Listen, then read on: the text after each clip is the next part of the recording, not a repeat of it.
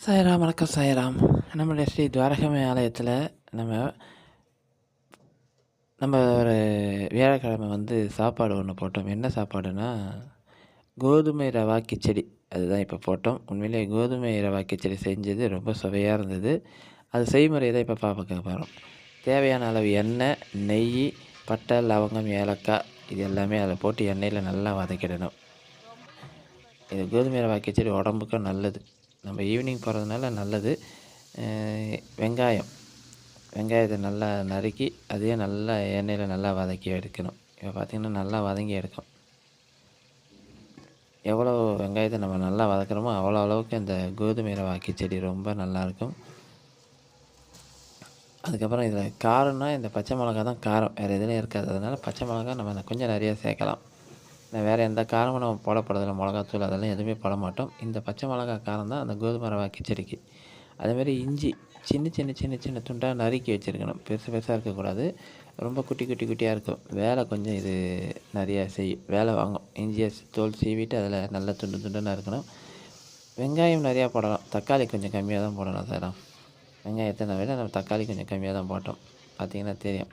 நம்ம 15 கிலோ செஞ்சோம். கொத்தமல்லி, புதினா அதையும் இப்போயே போட்டுடலாம். 15 கிலோ ரவா கிச்சடி செஞ்சோம்.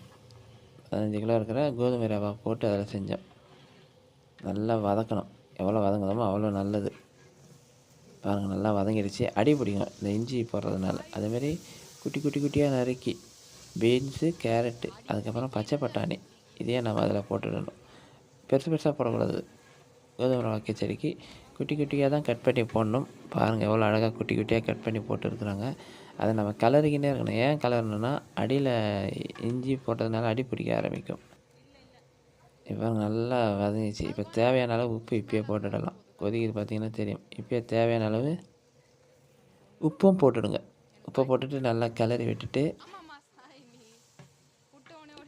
அதுக்கப்புறமா கொஞ்சம் மஞ்சள் தூள், அந்த கலருக்காக கொஞ்சம் மஞ்சள் தூள்.